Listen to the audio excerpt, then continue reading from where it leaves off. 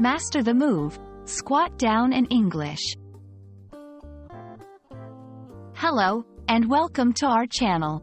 Today, we're going to dive into a common English phrase that can sometimes trip up language learners.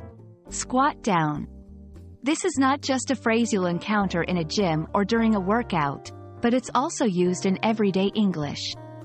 Let's break it down, understand it fully, and learn how to use it in conversation. Ready to squat down into the depths of English language learning? Let's go!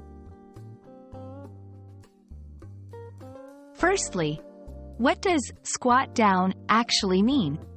To squat means to crouch or sit down close to the ground, bending your knees until they are close to your heels. People squat for various reasons. It can be for exercise, to lift something off the ground, or simply as a resting position. When we add down to squat, it emphasizes the direction of the movement.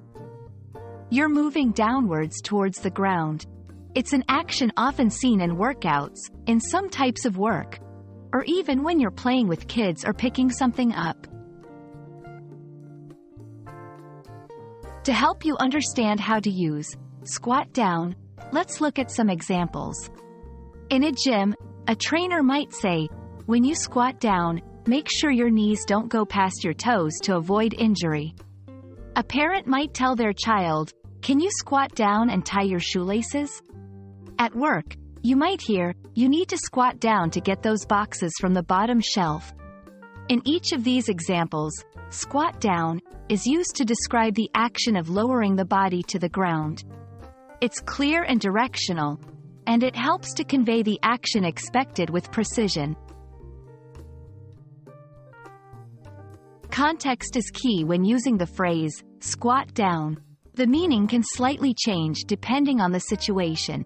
For example, in a fitness class, squat down will likely refer to a controlled exercise move. However, if someone drops something and you hear, squat down, the implication is to quickly bend down to pick it up. Remember, context will often give you the clues you need to understand the nuance of English phrases like this one.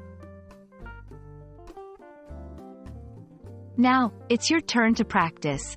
Try to use squat down in a sentence. Perhaps, describe a scenario where you'd need to squat down, or tell us about the last time you heard someone use this phrase. Practice helps you remember and comfortably use new phrases in conversation, which is always our goal in learning a new language. That's all on squat down for today. We hope you found this video useful and that you're now more confident in using this phrase. Remember, understanding the context and practicing the use of such phrases will make you sound more like a native speaker.